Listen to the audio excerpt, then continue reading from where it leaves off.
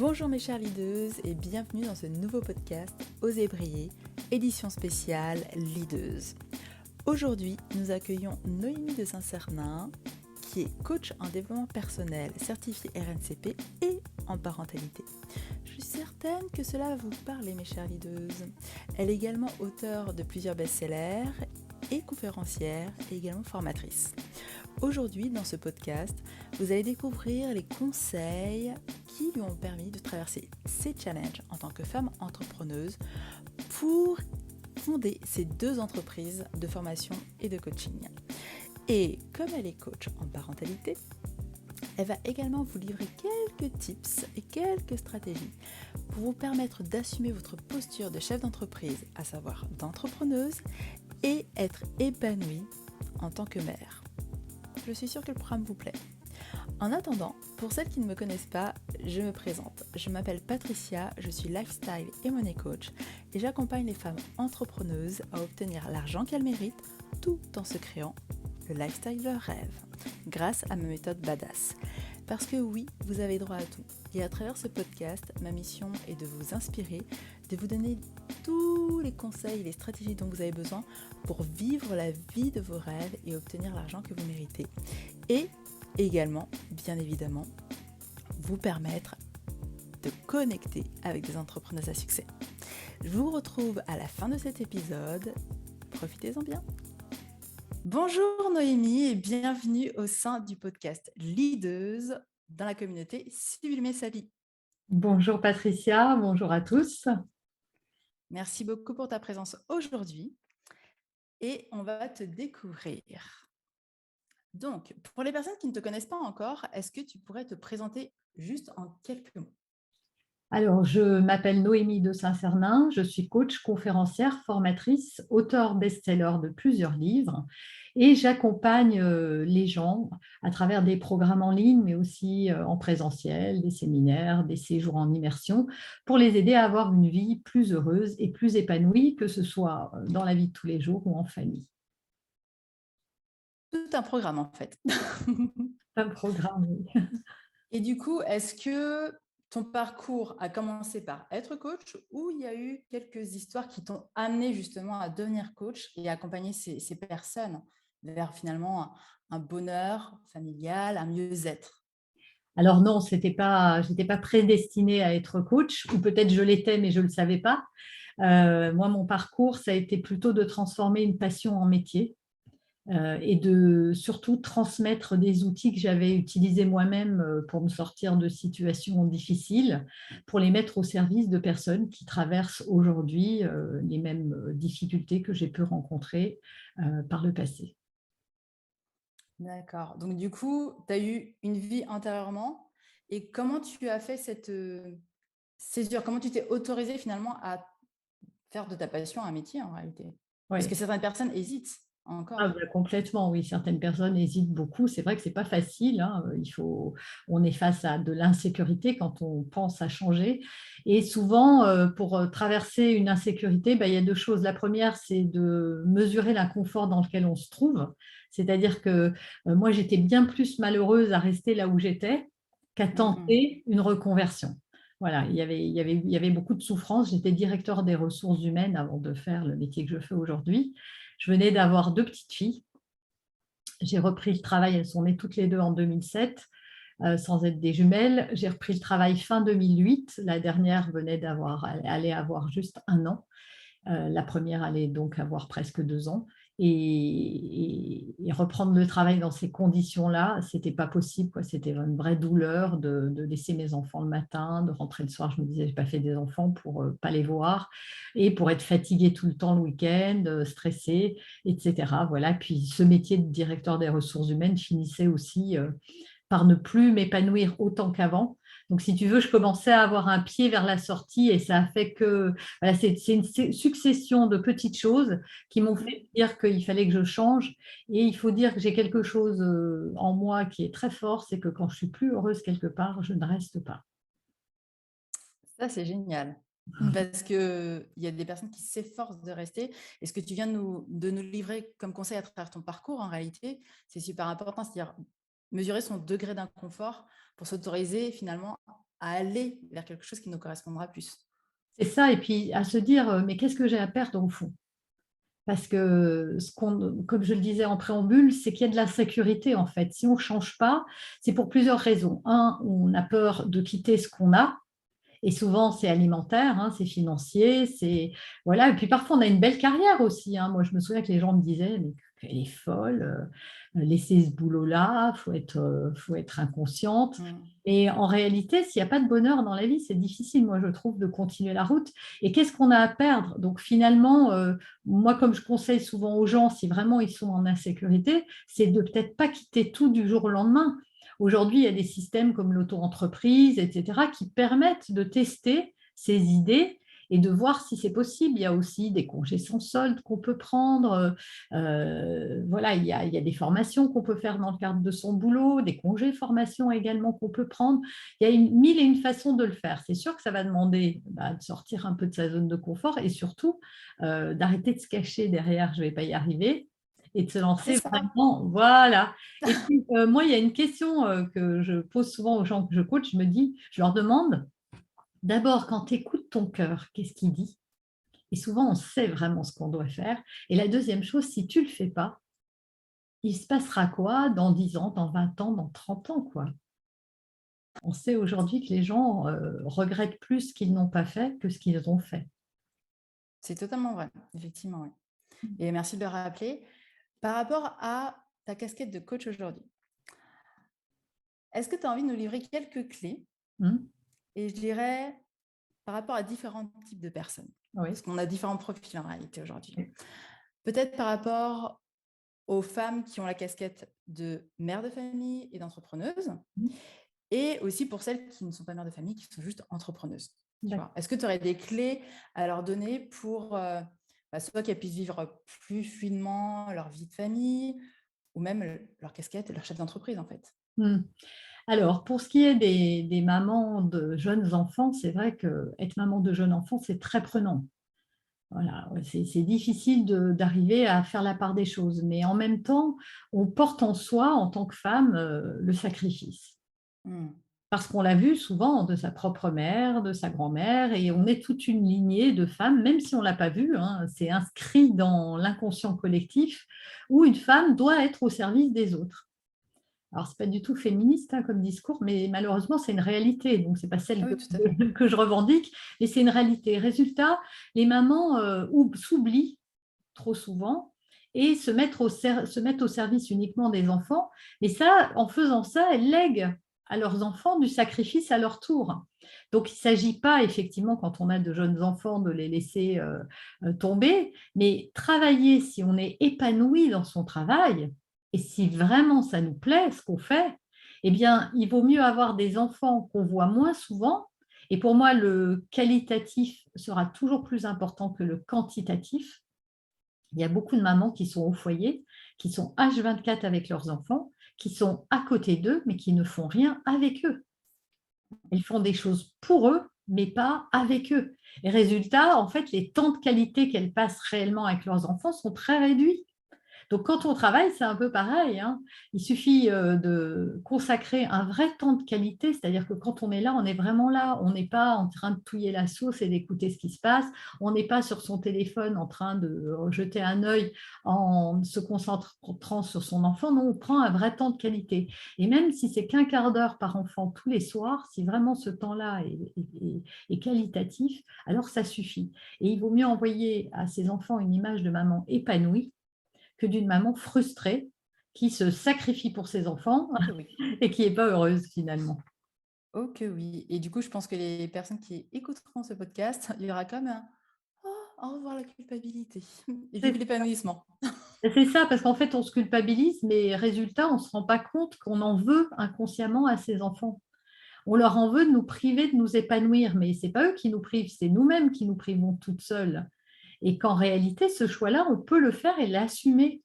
Voilà, il faut l'assumer. Il n'y a rien de mal à vouloir s'épanouir en tant que professionnelle, en tant qu'épouse, en tant que mère, en tant que tout, et on peut tout avoir. C'est faux de croire qu'on ne peut pas tout avoir. Bien sûr qu'on ne peut pas tout avoir au même niveau. évidemment, mais on peut y arriver. Moi, je raconte souvent, j'ai mes filles, les 2 dernières qui sont passées par un orthodontiste, ces dentistes qui remettent les dents un peu, d'aplomb, et cette jeune femme dentiste ne travaille ni le mercredi ni le samedi. Et pour une Excellent. orthodontiste, ça peut paraître aberrant. Moi, quand mon mari, parce que c'est lui qui les conduit, m'a dit: «Mais non, il n'y a pas de rendez-vous». Je lui disais: «Mais pourquoi tu leur fais manquer l'école pour les amener chez l'orthodontiste?» Il me dit: «Parce qu'elle est fermée le mercredi». Et donc les Excellent. rendez-vous après l'école sont réduits étant réduits, trop souvent, on se retrouve à prendre des rendez-vous pendant l'école. Ça, c'est génial. Elle a su poser son cadre, en fait, et par rapport à quelque chose qui la correspond, tout en liant avec sa passion. Ça, c'est top. Absolument. Voilà, j'ai eu notamment, j'avais coaché une psychologue qui était complètement débordée. Elle avait 4 enfants, elle était complètement débordée. Et c'est vrai que c'est culpabilisant parce qu'on arrive, on quitte son boulot, etc. Et elle travaillait surtout à partir de 18 heures et elle travaillait tous les samedis. Et tôt le matin aussi, voilà, et puis le reste de la journée était creuse. Et je me souviens qu'avec le coaching, j'ai réussi à lui faire dire, mais c'est toi qui choisis en fait. Et les gens vont s'adapter, elle n'y croyait pas. Et en fait, elle a eu plus de clients quand elle a assumé ses horaires Waouh. que quand elle ne les assumait pas. Parce que c'est sûr que si on donne le choix aux gens, ils préfèrent venir à 18 heures. Mais C'est s'ils ont clair. vraiment besoin de venir et besoin de nous, ils viendront en dehors. Mais c'est quoi qu'il arrive. Ça, c'est Oui, top. ils trouveront des solutions. On en trouve toujours. Si on doit aller quelque part et que voilà, on va prendre une heure dans sa journée, on va prendre un RTT, on va trouver une solution. Là-dessus, on est d'accord. Et pour les femmes qui sont juste entrepreneuses, Oui. est-ce que justement, parmi tes clientes, tu as rencontré des femmes entrepreneuses et tu les as accompagnées sur une thématique ou une problématique qui est revenue de manière assez récurrente? Alors, pour celles qui ne sont pas, alors là, la question est, elle est entrepreneuse et quelle est sa difficulté en fait? Alors, justement, Les mamans, c'est clair.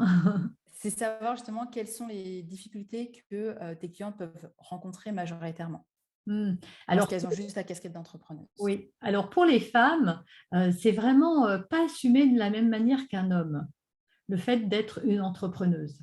Il y a un côté où très aspirationnel chez les femmes qu'on retrouve moins chez les hommes. Et moi, je pense que autant être trop yang, c'est pas bon, mais il y a plus de syndrome d'imposteur, je trouve, chez les femmes et une manière d'arriver tout doucement, de pas oser. Et en fait, on peut s'imposer sans devenir un homme nécessairement ou sans utiliser les codes de l'homme.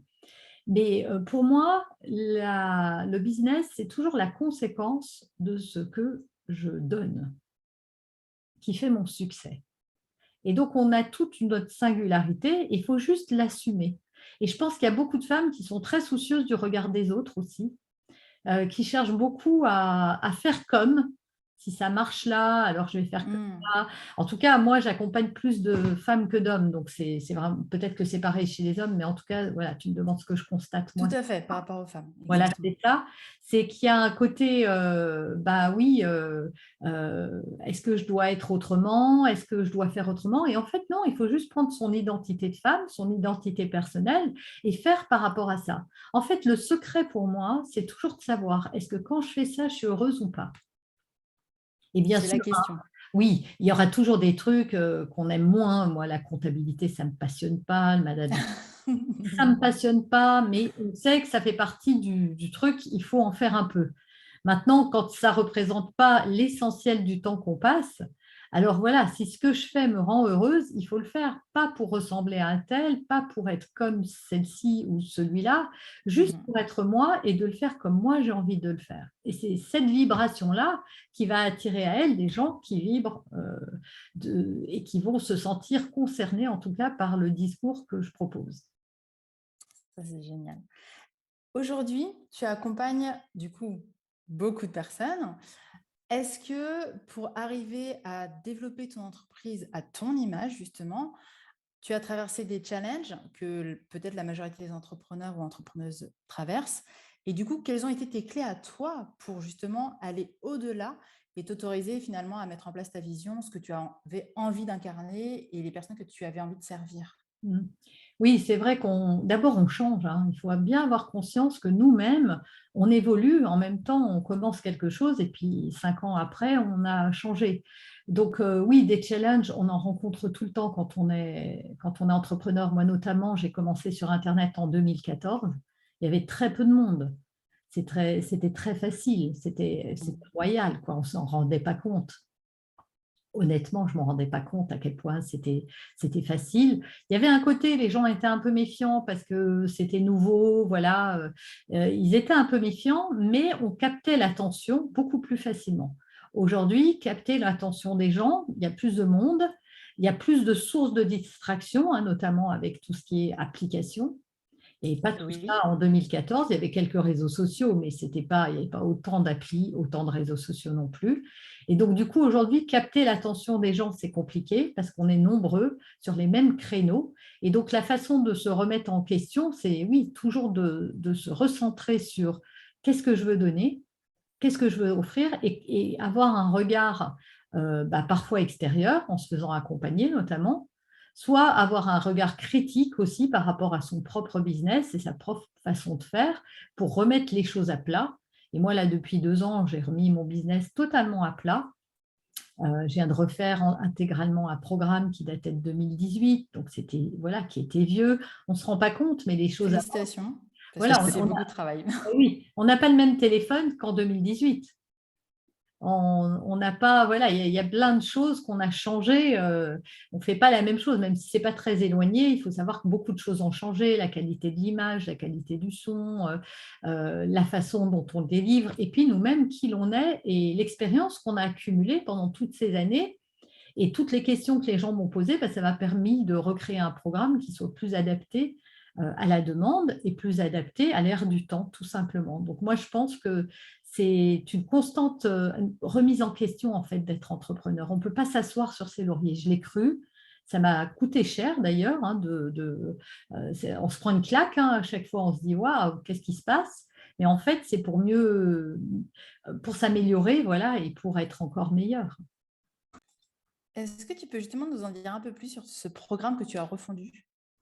Alors, celui-ci, c'est le programme à destination des parents, donc qui s'adresse à tous les parents qui ont des difficultés d'écoute, d'obéissance, j'aime pas ce mot, mais voilà, de coopération vis-à-vis de leurs enfants. Voilà, des parents qui crient, qui s'énervent, qui s'emportent, qui ne se sentent pas écoutés, qui ne se sentent pas respectés. Et donc, c'est un programme d'accompagnement pour les parents qui veulent plus d'harmonie et de joie dans leur vie. Je pense que ça, c'est ce que tout parent souhaite justement pour avoir une famille, entre guillemets, «heureuse», tu Ben vois? oui, Parce on que veut. Ben oui, on n'a pas fait des enfants pour se disputer avec eux. On n'a pas fait des enfants pour être en conflit avec eux et surtout, on n'a pas fait des enfants pour être malheureux. on est d'accord. Ouais. Ça, c'est Seulement, super ça te important. challenge, seulement les enfants, ça te challenge beaucoup. Et résultat, c'est quelque chose que j'ai connu moi-même dans ma propre vie et que j'ai voulu mettre au service des gens parce que je sais à quel point on peut être malheureux. D'ailleurs, toutes les études sur le bonheur qui ont été faites concluent que la qualité des relations qu'on entretient avec soi-même et avec les autres fait qu'on est heureux ou pas. Donc, quand voilà, on a un business qui roule, tout va bien, mais que dès qu'on rentre chez soi, c'est des cris, des hurlements, des crises, des luttes, etc., ça ne peut pas aller, quoi. On n'est pas disponible pour travailler, on n'est pas disponible pour se reposer, Bien sûr, et on est mal. ça, c'est clair et net. Et du coup, sans nous livrer, bien évidemment, tout le contenu de ton programme, Ah bah, est-ce que tu, pas trop parce que c'est beaucoup de travail, on est d'accord, et puis c'est le fruit d'une longue expérience. Est-ce que tu aurais envie de nous partager peut-être 1 à 3 clés pour aider les femmes entrepreneuses qui sont mères, qui nous écoutent, à créer une relation plus harmonieuse avec leurs enfants? Oui, alors la clé numéro un, c'est que le problème n'est jamais chez l'enfant. Alors je sais Ça, que c'est important. je vais en choquer plus d'une qui disent oui, oui, mais si, c'est parce qu'il ne m'écoute pas, mais si, c'est parce qu'il est trop turbulent. Oui, ça, c'est ce qu'on se raconte. Mais en réalité, nos enfants, à chaque fois que ça nous arrive, on devrait dire, tiens, il est en train de me montrer, merci coach, tu es en train de me montrer un truc qui dysfonctionne chez moi, ça réveille quelque chose en moi qui a besoin d'être entendu. Donc ça, c'est la première chose à savoir. Top. La deuxième, c'est qu'on interprète les choses selon notre propre regard, mais que ça n'est pas la réalité. Et que malheureusement, comme on y croit, on a l'impression que c'est vrai et résultat, on s'accroche au fait que l'enfant n'en a rien à faire de nous, nous respecte pas, n'écoute jamais rien, alors que le problème n'est pas là et que ça nous empêche d'aller chercher ailleurs. Donc ça, c'est la deuxième clé. Et la troisième clé, c'est qu'il faut abandonner le désir de perfection. Et que pèse Merci. aujourd'hui sur les femmes, oui, et ça pèse très fort hein, aujourd'hui sur les femmes. Ça, tu vois, tu me demandais un truc que je rencontrais souvent, j'aurais pu le mettre avant ce que je t'ai dit tout à l'heure, c'est que pesait sur les femmes un désir de perfection. C'est-à-dire qu'on veut, alors je disais, on peut avoir tout, mais on ne peut pas être parfaite partout, et on ne peut pas être parfaite du tout, et c'est un renoncement qu'il faut faire, parce que sinon, ça nous rendra toujours malheureuses. On ne peut pas être la meilleure tout le temps et le but n'est pas d'être la meilleure, encore une fois, c'est d'être heureuse dans ce qu'on fait. Et cette quête de la performance, qui est très yang en fait, hein, elle est très douloureuse pour les femmes parce qu'aujourd'hui, il faut être une super maman, une super compagne, une super nana, être tirée à quatre épingles, bien tenir sa maison, recevoir ses amis, faire à manger, euh, organiser ses vacances. Voilà, il faut être au top partout. Et un, c'est pas possible parce que et c'est pas le but. Et deux, c'est pas le voilà, c'est pas le but parce que quand on est dans une quête comme ça de perfection, d'abord, on n'est pas content de soi parce qu'on a toujours l'impression qu'on n'y arrive pas ou qu'on n'est pas assez bien. Résultat, on se décourage parce qu'on se maltraite. Ça nous décourage, ça nous fait nourrir encore plus de colère finalement contre soi-même et avec cette espèce de barre qu'on n'atteindra jamais. Et donc le secret de tout ça, c'est un pas à la fois. C'est vraiment et de la valorisation de ses pas. Parce qu'on est aussi très, très peu reconnaissant. C'est-à-dire qu'on stocke tout ce qui ne va pas et on déstocke tout ce qu'on a fait de bien. Eh oui, il y a l'autre partie de l'équation aussi à voir. C'est-à-dire que tout ce que tu fais de bien, bah, tu es contente sur le moment, mais tu ne le valorises pas vraiment. Alors que dès que tu fais un faux pas, là-dessus, tu stockes pendant des jours, des mois parfois, et puis tu t'en veux et tu tournes en boucle alors que ça ne sert à rien. Donc, Alors, du coup, s'accepter tel que l'on est, c'est la clé, tu vois, accepter qu'on ne peut pas être parfaite et qu'on fait toujours de son mieux, en fait. comment faire quelque part parce que effectivement, le côté perfectionniste, en tout cas chez les femmes, c'est ancré. Mmh. Donc, une entrepreneuse qui vient te voir et qui, effectivement, tu vois ça comme le nez au milieu de la figure, c'est vraiment son challenge à elle.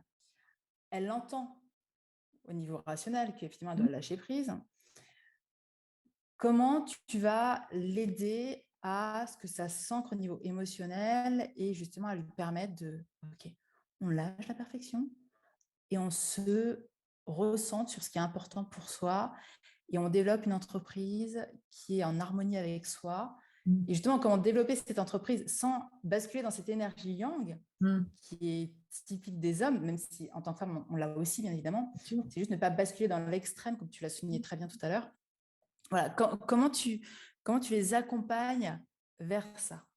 Alors, en travaillant l'alignement, déjà, en s'alignant avec le business qu'on veut faire. Parce que parfois, on veut faire, encore une fois, c'est ce que je disais tout à l'heure, on veut faire le business de quelqu'un d'autre. On veut être quelqu'un d'autre, ou on veut faire comme. Et en fait, ça nous empêche de devenir créative et de peut-être trouver une voie qui n'aura rien à voir avec celle qu'on a prévue au début, mais on s'arc-boute à vouloir faire absolument ce qu'on a dans la tête. Et on ne laisse pas assez de place à la magie de la vie.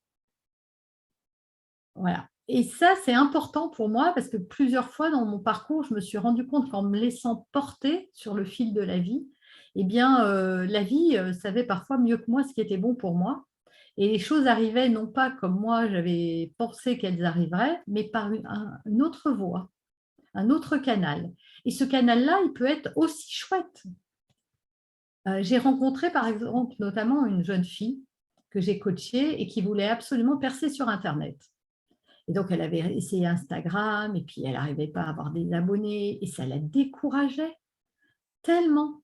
de pas arriver à avoir assez d'audience, donc elle s'en voulait. Elle disait puis alors il y avait un peu de ressentiment vis-à-vis des autres. Ah bah, pourquoi les Mhm. autres, elles ont plus de vues, elles font pas mieux que moi, j'ai l'impression de faire pareil et puis moi non, et cetera, et cetera. Et en fait, elle a lâché prise là-dessus et elle s'est rendue compte d'abord, après elle s'est rendue compte que ça la saoulait de poster, ça qui est fou, alors que sur le moment, bon, elle se rendait même pas compte. Et qu'en réalité, elle a commencé à sillonner autour de chez elle, à aller voir les médecins, à aller voir plein de choses comme ça. Elle était coach. Et finalement, bah, elle s'est rendue compte qu'en one-to-one, c'est ce qui lui convenait le mieux. Et c'est très bien comme ça. Donc, elle n'a pas des milliers de clients, mais elle en a assez. Et surtout, ça lui a mis le pied à l'étrier. C'est-à-dire qu'après, elle a créé son programme en ligne. Super. Ça crée un espace pour le faire, mais sans stress, sans Mm. pression, sans se dire bah, c'est comme ça que ça doit être et si ça n'est pas comme ça, alors ça ne marche pas. Donc elle a pris une autre voie pour constituer sa clientèle en fait. Et en fait, il n'y a pas de modèle universel parce que si c'était ça, ça se saurait. Il y avait juste un truc à suivre à la lettre. Non, il y a des choses qui marchent pour certaines personnes et pas pour d'autres. On peut faire exactement ce que fait l'autre. C'est pas pour ça qu'on aura plus de vues, plus d'abonnés, plus de clients. Non. On ne sait Bien pas sûr. pourquoi. C'est une espèce d'alchimie à laquelle on ne peut pas tout calculer. Il y a des choses qu'on peut faire, effectivement. Il ne faut pas rester à attendre que les choses se fassent. Bien sûr, il faut tenter des choses. Mais à un moment, il faut se recentrer. C'est pour ça que je dis que l'alignement, c'est important de savoir vraiment qui l'on est et ce qu'on veut faire. Est-ce que c'est vraiment ça? Parce qu'il y a beaucoup de gens qui se lancent, par exemple, dans l'entrepreneuriat, mais qui ne sont pas faits pour être entrepreneurs et qui ont du mal à renoncer à ça, hein, parce que ça les fait quand même un peu rêver de se dire que oui, ils vont l'être. Et pareil, j'ai un autre exemple d'une jeune femme qui voulait faire ça, qui avait créé un Mhm. blog, qui avait fait plein de trucs.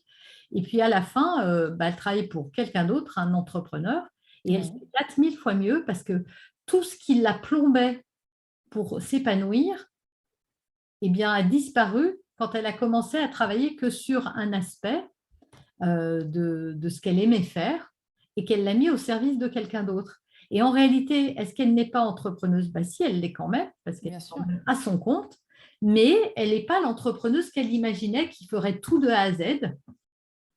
Elle aide cette personne sur une seule partie, là où elle est Mhm. dans sa zone de génie, Mhm. et ça lui va très bien en fait, parce que ça a éliminé tout ce qu'elle n'aimait pas, manager des gens, rencontrer des problèmes sans arrêt, les gérer, voilà, tout ça, ça la stressait, elle n'aimait pas. Et là maintenant, bah oui, ce qu'elle fait, ça, elle adore, elle fait du closing, pour préciser, et en fait, ça lui va, mais À comme un merveille. gant.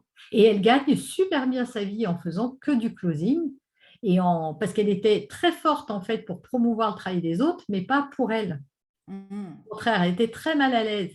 Et en fait, c'est paradoxal, mais ça l'a libérée, puis elle n'a pas créé ses propres produits, elle n'a pas à avoir un site internet. Voilà, ça a enlevé tout ce qui lui posait trop de soucis en fait dans ce métier.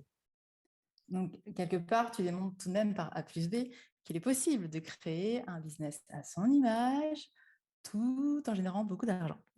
Ben oui, et sans aller dans la voie qu'on s'est fixée.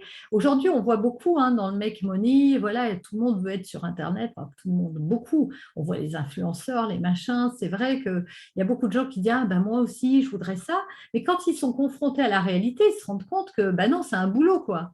C'est pas juste je poste des vidéos, et puis faire des vidéos, c'est pas si facile que ça Bien en a sûr. l'air, etc., etc. Et donc, alors, il faut faire attention, c'est pour ça qu'un coaching, ça peut être intéressant, savoir si c'est juste je suis dans l'inconfort parce que je ne connais pas ou j'ai peur de me lancer, Tout à fait. et ça, on peut le dépasser, ou c'est vraiment je déteste ça.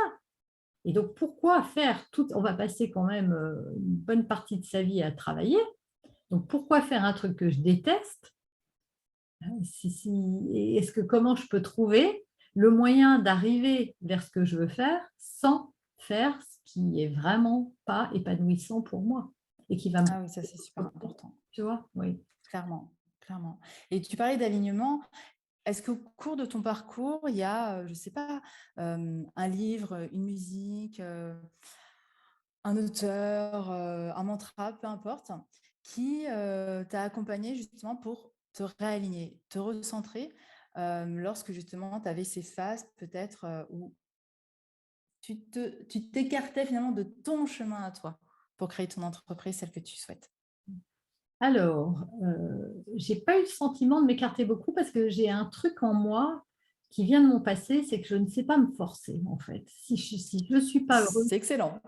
ouais, ça, c'est un truc, je sais pas me forcer. D'ailleurs, ça fait flipper les gens autour de moi parce qu'à chaque fois, ils me voient, bah, j'abandonne tout. En fait, j'ai pas peur de partir de zéro. J'ai pas cette crainte-là. Je les ai jamais eues. Et pourtant, Mm. j'étais mère célibataire avec un enfant, tu vois, à un âge où enfin, un truc où tu te dis, mais non, c'est pas pour, tu vois, quand tu as un mari qui peut assurer, etc., certains frais, c'est plus facile. Mais moi, j'ai Mm. fait des trucs où je me suis vraiment mis, mais je voyais, c'est-à-dire que dans la vie, c'est toujours la douleur la plus forte qui va gagner. Et moi, le manque de liberté, c'est-à-dire que je ne me sens pas libre quand je fais quelque chose que j'aime pas. Et quand D'accord. j'aime plus et que je me sens enfermée, ben ça, c'est tellement douloureux pour moi que j'ai aucun problème à tourner la page et à faire autre chose. Mais aucun, hein. Je peux faire ça avec une facilité déconcertante. C'est peut-être pour ça aussi que c'est facile pour moi d'accompagner là-dessus parce que voilà, je vois que le côté positif en fait parce que je sais que ça va m'enlever, que c'est plombant, quoi, que je suis trop malheureuse. Alors bien sûr, hein, j'en vois pas tout bouler du jour au lendemain comme ça, mais quand même, quoi, je peux vraiment repartir sur une page blanche et c'est pas un souci. En fait, tu t'autorises à avoir des temps pour te dire, OK, est-ce que ce que je fais aujourd'hui m'anime, me rend heureuse? Et si au bout d'un moment, tu te rends compte que c'est la même réponse, tu t'autorises finalement à tourner la page et à recréer quelque chose de nouveau qui te correspond réellement. C'est ça. Et Et je pense que c'est ce surtout, qui est le plus important. ah ben oui, et surtout si j'ai une idée. Alors là, je peux plus la lâcher. Je suis inarrêtable là. Il faut que j'essaye, en fait. C'est plus fort que moi. Donc, tu t'autorises aussi à mettre en place tes idées. Parce qu'il y Ah a certaines oui, personnes qui se freinent, hein. ouais, non, non, non. Moi, il faut que j'aille au bout de l'idée, quoi. J'y crois, en fait. Donc, je suis animée par, non, non, mais c'est génial. Et puis, je trouve ça tellement génial, je me souviens quand je me suis lancée sur Internet, je trouvais ça tellement génial, ce que je vivais intérieurement, hein, pas à l'extérieur, Mm. que j'avais plus envie d'arrêter. Alors oui, j'avais des peurs, hein, comme tout le monde, attention, hein, j'ai pas dit que même pas peur, mais la peur est moins forte que mon envie, quoi. C'est ça. À la fin, la peur, je la fais taire, quoi. Elle a moins de poids que mon désir de faire. Donc, je peux pas dire ouais, que je suis pas alignée. Non, mais en revanche, dans mon boulot, parfois, ça passe inaperçu.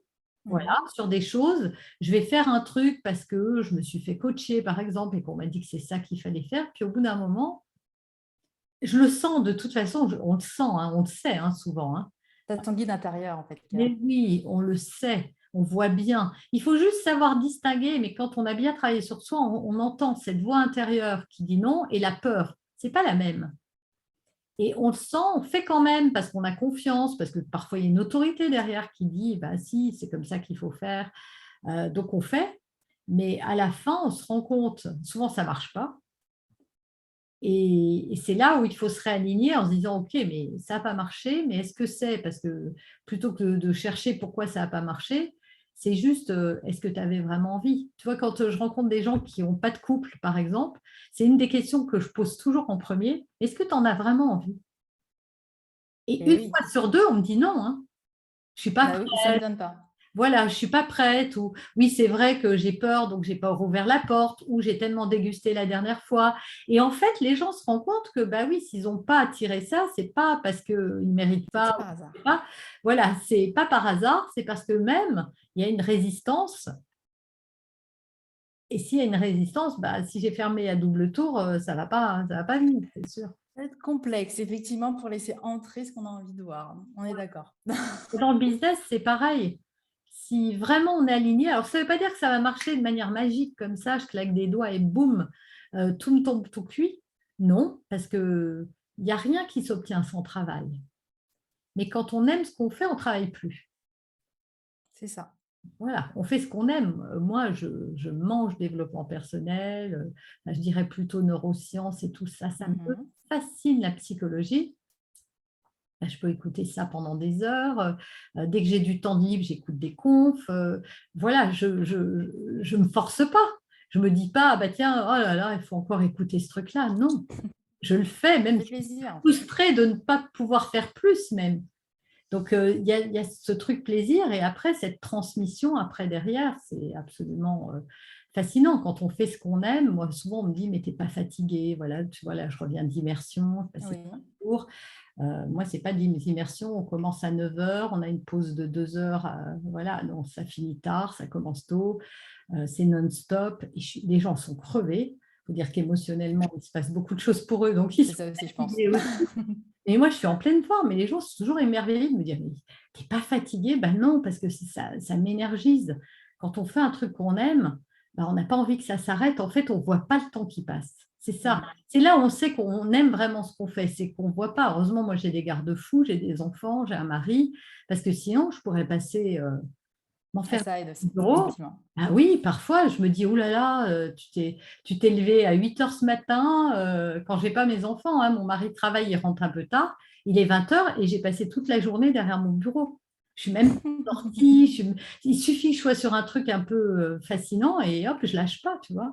Hop là, t'es amené, t'es happé, et puis c'est bon, t'es en mode focus. Et c'est ça l'alignement, c'est quand on est heureux de faire ce qu'on fait. Quand on le ferait, même si on n'était pas payé pour le faire. Mm. Je continuerai, comme je te dis, à me nourrir de développement personnel, de psychologie, à m'intéresser aux nouvelles choses, à être curieuse de ça. Dès que les gens me parlent d'un truc, bah, je peux faire un coaching même si on m'a rien demandé, tu vois. Et je t'ai déjà vu à l'œuvre. C'est vrai. Donc oui, je confirme, Noémie est comme ça. Alors du coup, là, on arrive à la fin de l'interview. Oui. Est-ce que, par rapport déjà à tout ce que tu as pu nous partager de grande valeur, est-ce que tu as envie de partager un mot de la fin, quelque chose que tu as envie de transmettre en particulier aux femmes qui nous écoutent? Oui, ce que je voudrais dire, c'est qu'on n'est jamais trop petit pour réaliser ses rêves et que pour m'adresser directement aux gens qui écoutent, c'est que vos rêves, vos projets sont importants. Vous êtes importante. Croyez en vous et renoncez jamais à vos rêves. Je n'ai rien à rajouter. Merci infiniment, Noémie. Est-ce que tu peux nous dire où est-ce que l'on peut te retrouver, s'il te plaît? Alors, bah, avec mon nom, Noémie de Saint-Cernin, Mhm. sur mon site internet, ma chaîne YouTube, sur laquelle je partage pas mal de contenu. Je pense que c'est vraiment le truc le plus facile pour accéder à ce que je fais. Et sur mon site internet, voilà, pour voir les différentes choses que je propose ou les différents, ouais, les articles, enfin tout ce que je peux proposer, puis tous les réseaux qui sont répertoriés. Voilà. Et les immersions, tu les organises combien de fois dans l'année à peu près? Alors, avant Covid, il y en avait 4. Depuis Covid, je suis un peu frileuse, donc j'évite d'en mettre en automne, puisque c'est souvent Hmm. là qu'on est confiné, tu vois. Donc, automne-hiver, bon, l'hiver, il faut dire qu'il y a Noël, tout ça, ça passe vite, donc j'en mets pas. Mais D'accord. là, maintenant, j'en fais que 3 par an. Voilà, c'est 3-4, c'est 3 par an. Donc, la prochaine sera en mars, au printemps 2023. Ok, donc connectez-vous sur le site, allez voir les dates et si vous êtes intéressé pour être aligné, bah go, go, go, tout simplement. Merci beaucoup en tout cas Noémie pour ta présence aujourd'hui. Merci à toi, merci à tous et j'espère que ça aura amené une petite goutte d'énergie et d'envie de faire et d'aller. En tout cas, voilà, moi j'adore semer des graines de conscience. Donc si ça a pu éveiller les consciences un petit peu, ben, mission accomplie. Merci pour ton invitation. C'était Avec grand de plaisir. passer ce moment avec toi. Avec grand plaisir et c'est certain. On se retrouve très vite. Mes chères leaders, j'espère que ce podcast vous a plu. Et si vous ne l'avez pas encore fait, je vous invite à vous abonner afin d'être tenu informé des prochaines parutions. Qu'il s'agisse de l'édition spéciale Leaders, de l'édition spéciale Entrepreneuse ou encore des conseils et des stratégies que je vous partage hebdomadairement. Inscrivez-vous, abonnez-vous et vous serez tenu informé, aussi simplement que ça. En tout cas, j'espère que ce podcast vous a plu et on se retrouve très rapidement dans un prochain podcast. Je vous embrasse et d'ici là, faites-vous passer en premier.